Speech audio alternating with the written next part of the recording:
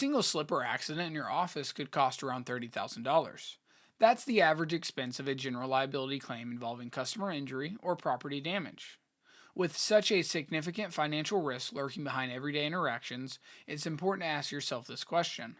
Could your current insurance coverage handle a loss of this magnitude, or would it push your practice into a financial bind? Well, in this video, we'll break down exactly what general liability insurance covers, reveal common gaps you might be overlooking, and help you understand how to ensure your practice is genuinely safeguarded. So if you're interested in learning more, stay tuned. We have an exciting video for you coming today.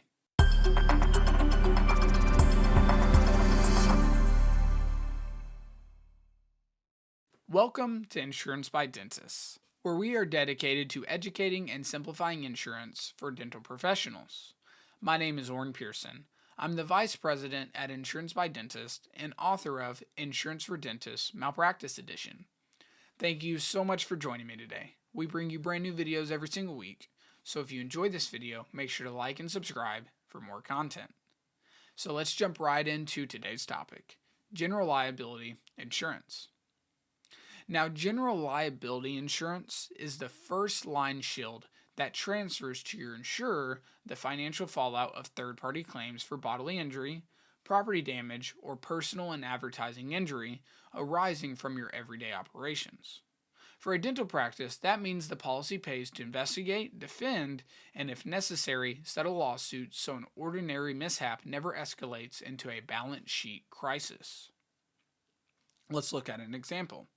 While hurrying to the front desk after a hygiene appointment, a patient slips on a small puddle of disinfectant near the sterilization area. They fracture a wrist and drop a phone worth $1,200 that shatters on impact.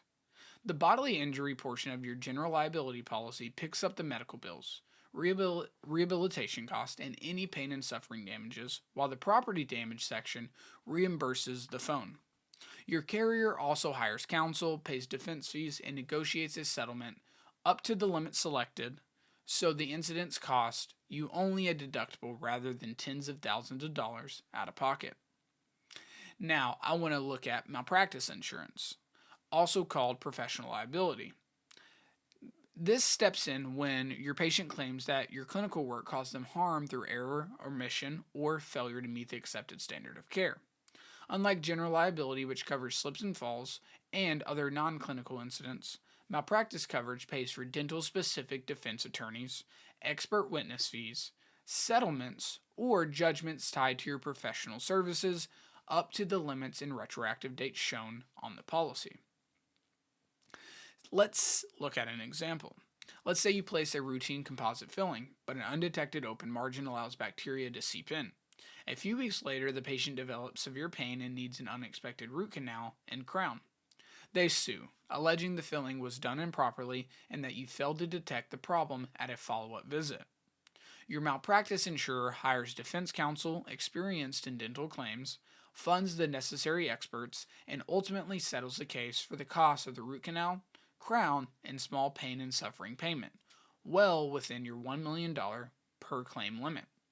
Aside from any deductible and possible future premium adjustments, the insurer absorbs the financial hit, preserving your practice's cash flow and reputation.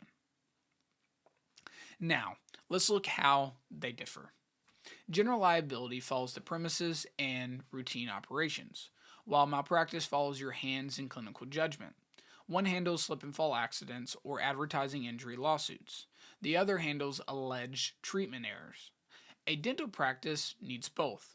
This is because you can be sued even on a day you never pick up a drill, and you can also be sued for the moment you do. The first thing a general liability policy covers is bodily injury.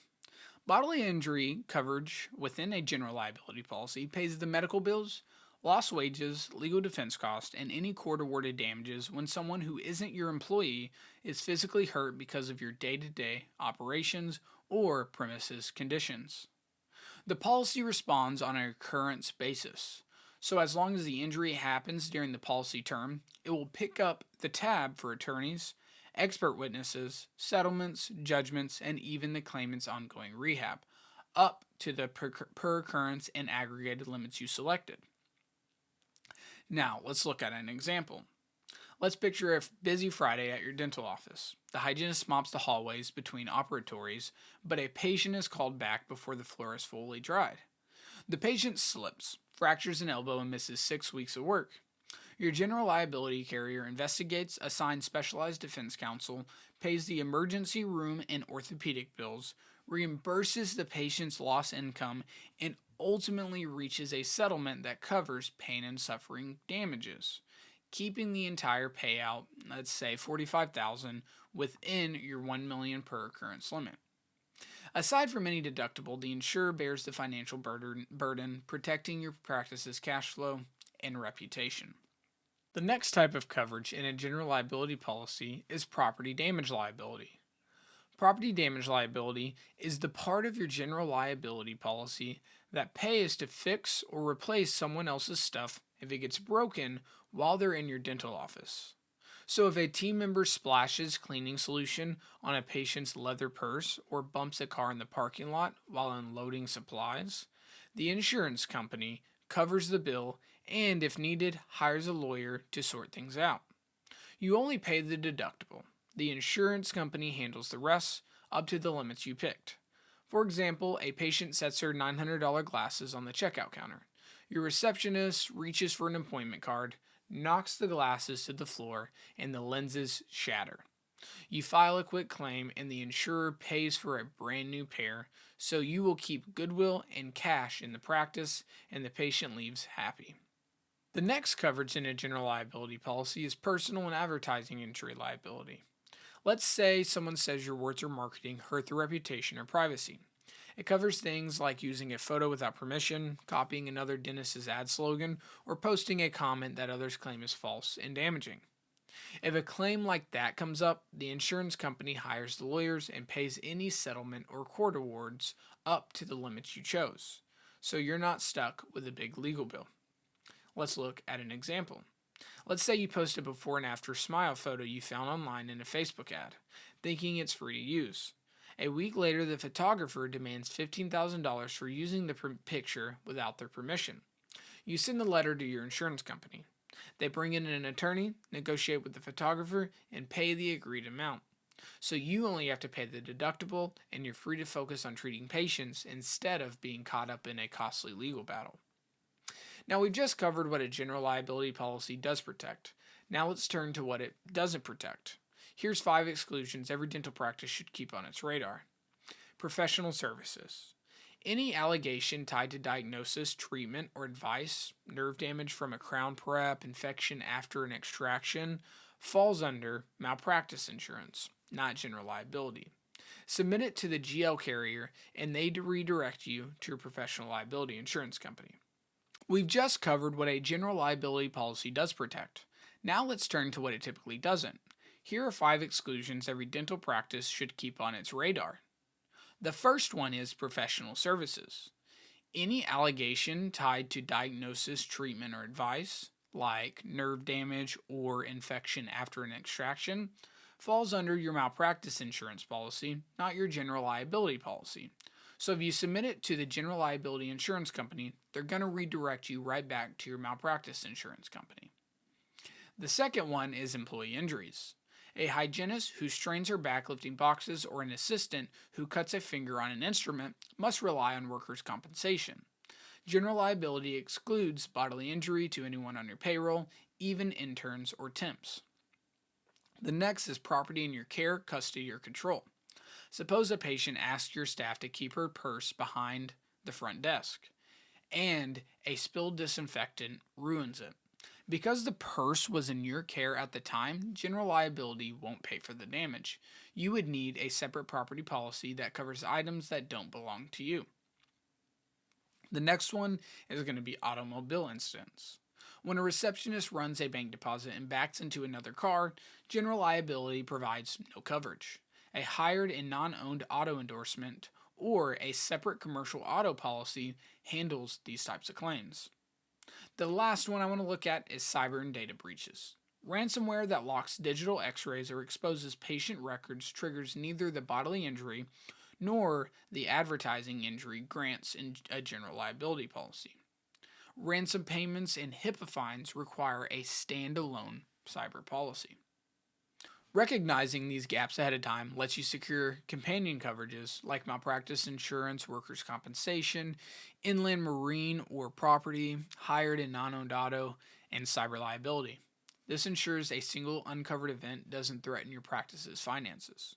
Let's now transition to the typical limits for a general liability policy. Most dental business owner policies, also called BOPs, and standalone general liability forms default to $1 million per occurrence and $2 million in the annual aggregate. Per occurrence is the ceiling on any single claim. Think of a serious slip and fall that requires surgery, while aggregate is the total pot available for all general liability claims filed during the policy year. You should think about doubling those numbers or adding on a $1 to $3 million commercial umbrella if any of the following scenarios apply to you.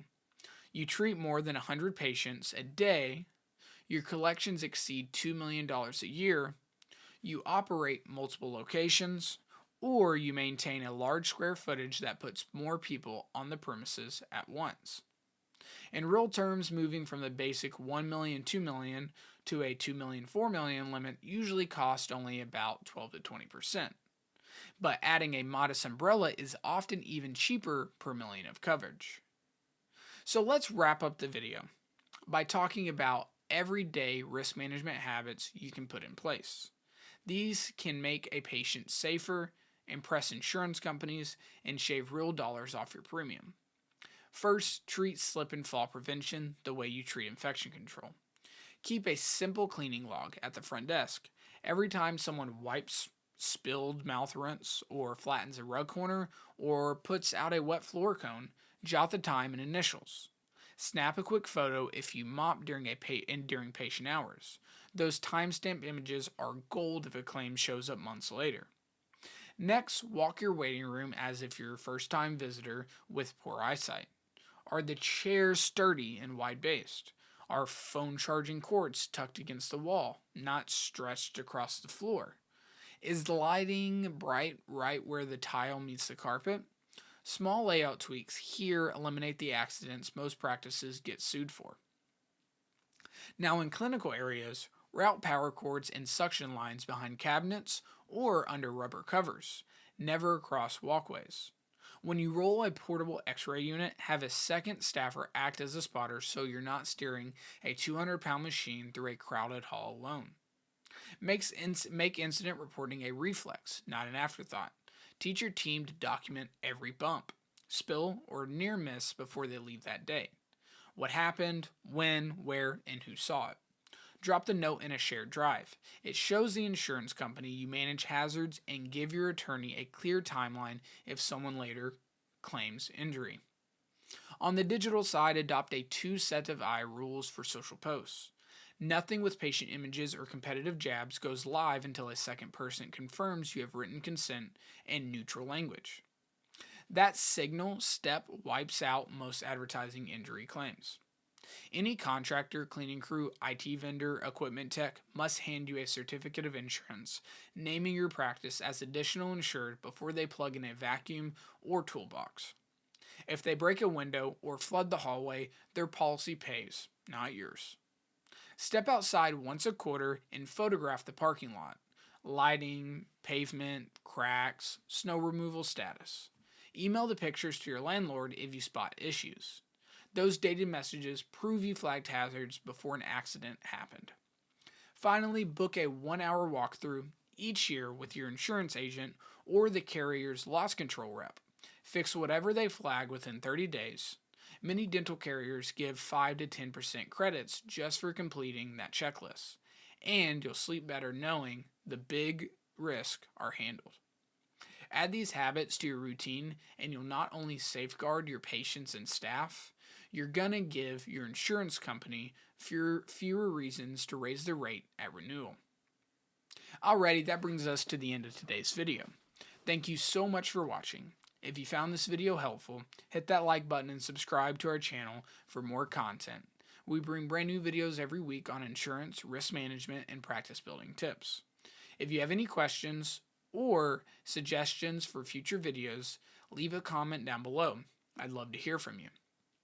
And remember, if you want to explore any of these topics in greater detail, you can find my book, Insurance for Dentists, Malpractice Edition, in the description below.